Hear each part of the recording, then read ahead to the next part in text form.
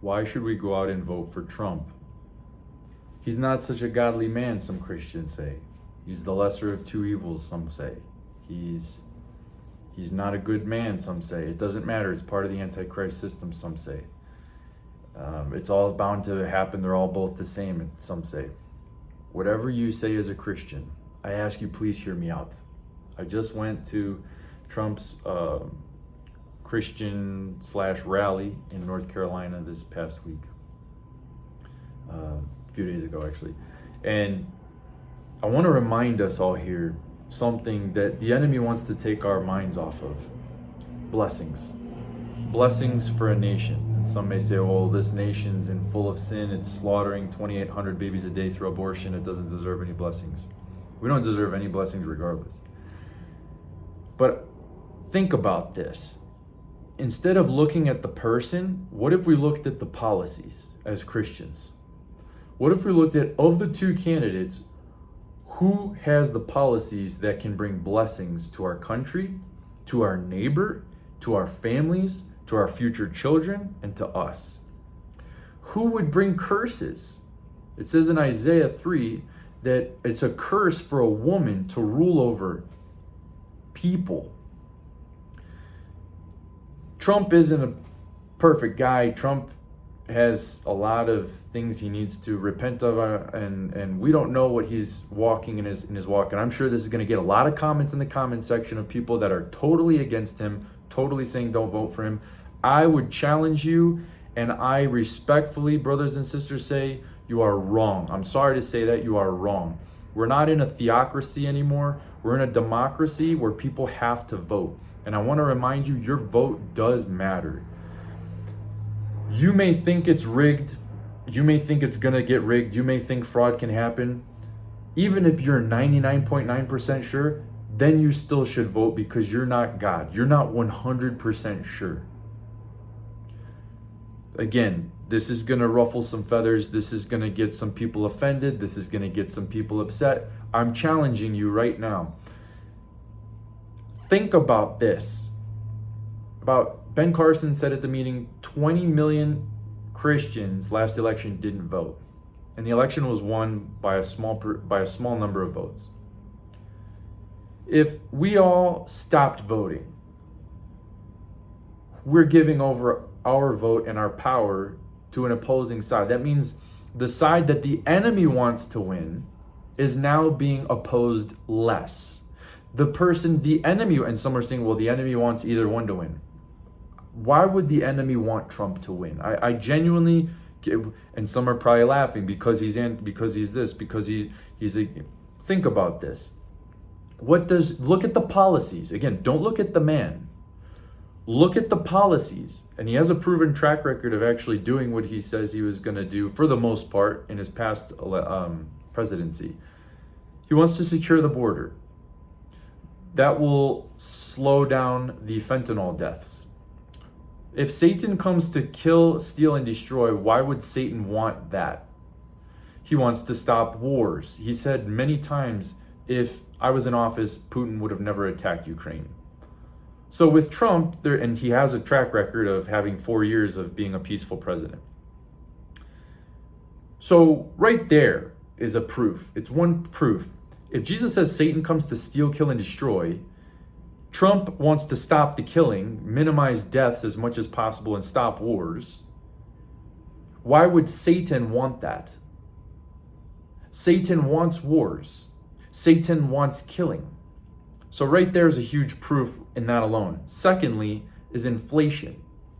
Inflation is hurting you as a Christian. It's hurting your family, it's hurting your future generations, and it's hurting churches and ministries that now their costs are going up. If he's in office, he wants to allow fracking, which will drop energy prices. And if energy prices go down and fuel costs go down, transportation costs go down, which means costs of goods go down. Or maybe they won't go down, but he can call companies and encourage them to bring their prices down. And in capitalistic society, they would be more likely and incentivized to bring their prices down to be more competitive, which will cause their competitors to bring their prices down as well. Why would Satan want you as a Christian to have, and the churches to have, less inflation? More inflation makes people dependent on the government, which can help bring an Antichrist mark of beast system. There's another proof. I'm challenging you again. Don't look at the man. Look at the policies.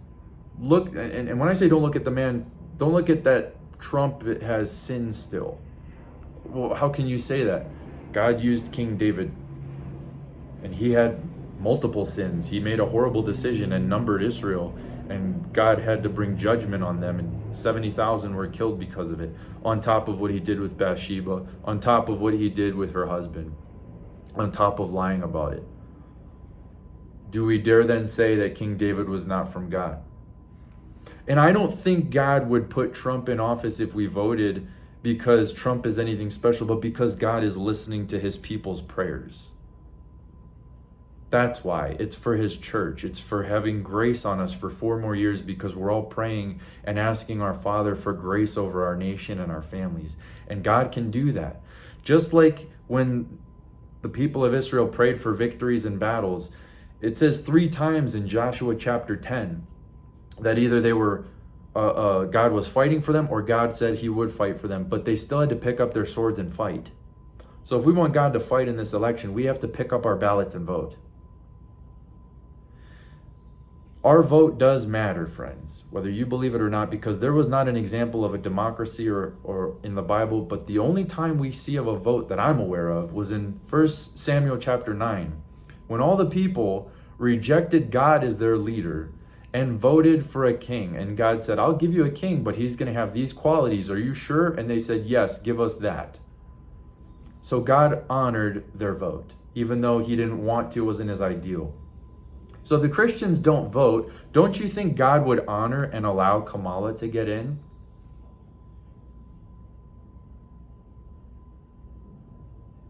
So if Christians don't oppose who the enemy wants, isn't your no vote technically then a vote? And if you're waiting for a sinless man to come into office, you might as well never vote unless Jesus Christ's name is on the ballot. So whether you like it or not, whether I like it or not, these are the only 2 options that we have. And if you're going to vote for somebody else, you're basically throwing away your vote too. I'm sorry to say that. There's other good policies that Trump has. He wants to keep Roe v. Wade overturned. I don't know why Satan would want that. And you may say, well, he still isn't pro-life completely. I'm with you on that. At the end of the day, it's better to have Roe v. Wade overturned, isn't it still? And the enemy on the other side wants to reverse that.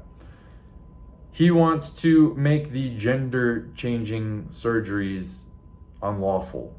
Why would Satan want that? Again, it appears as though Trump has a number of policies that go against the will of Satan. Though he's not a perfect man, though he still has some sins in his life, though he, whatever you want to believe, though you may believe he's still being used by the enemy, he sides with it. Again, look at the policies. Focus on the policies. Are they against the will of Satan? For the most part. Not all of it, but for the most part. Yeah, they sure appear to be. He said at the meeting, immediately in the meeting, he blocked the IRS from attacking churches when he came into office, and he wants to do it again because Kamala wants to have the IRS come after churches and ministries. Again, who would want the government and their guns to come after the house of God and ministries? Satan.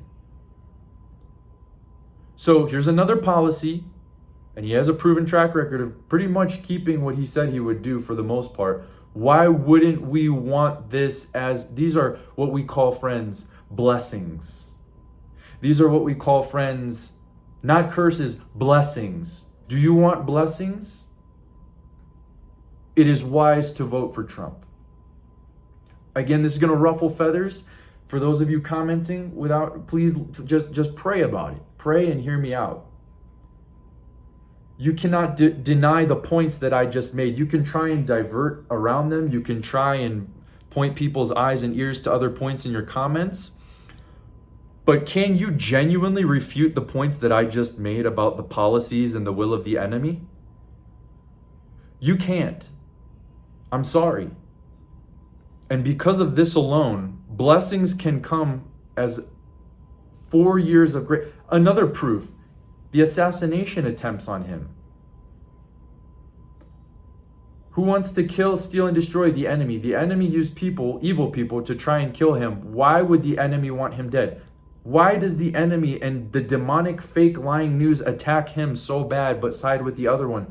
Do you not spiritually, with spiritual eyes, see who the enemy really doesn't want in the office? Because the person's policies and character can oppose, delay, and affect the enemy, can give the enemy headaches, can make the demons work harder to bring an antichrist agenda come through, can bring a delay on their plan. Don't you think if the enemy could bring a delay on Daniel's petition in Daniel chapter 10, that we the Christians have the power to delay the enemy's will and the enemy's desire? I think we do. I think where Jesus says no man knows the hour except the Father, that doesn't necessarily mean that the hour is set in stone. There's a few instances in the Bible where God changed an hour for a reason. A good example is with Hezekiah. When God said to him, today, basically, you're going to die, get your house in order. He cried, and then God says, I've heard your cry, I will give you 15 more years. So God is in charge of the hour, the Father, and nobody knows that except the Father. So it's wise to vote for Trump. You are helping your neighbor with blessings through the policies that will come from it. More security at our border, less inflation, because as more illegals flood in, what the Democrats want to do is convert them with a quick trick law to make them citizens to vote and then just ruin any type of voting power that you have. You have a blessing from God with a freedom to vote that matters. And if you're going to believe it doesn't matter, do you have 100% proof? You don't. You're 99.9% sure. That's not 100% proof. And because of that, you still should vote. That probably went through some people's ears, unfortunately. I'm sorry to say that. But there is spiritual warfare behind this.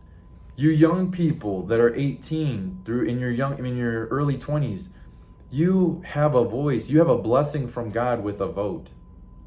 That does matter. Yeah, I believe that the last election was messed with, tampered with. Do I believe this next one will be? I don't know.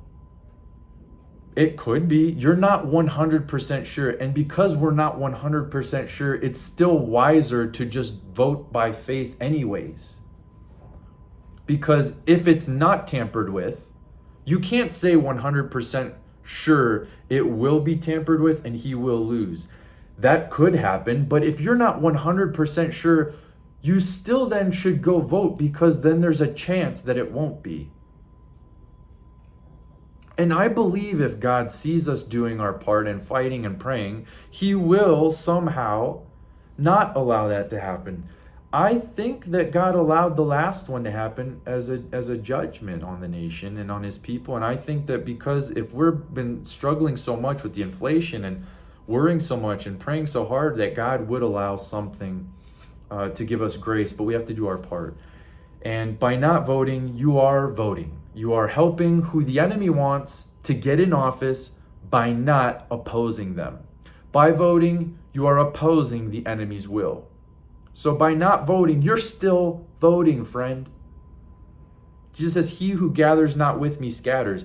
If you're not doing something actively for God, you are actually helping the enemy still do their work. I know this isn't going to win over everybody, but for those of you who may be on the fence, I pray that this message reaches your hearts with conviction and you do your part and vote for President Trump. Again, not because of who he is, because he's nothing special. We shouldn't idolize him, but the policies bring blessings to our country, to our families, to our children, to ourselves, to our neighbors. And I believe we have a responsibility to love our neighbor. And I believe that Why wouldn't we want these blessings? How many of us want the prices to keep going up?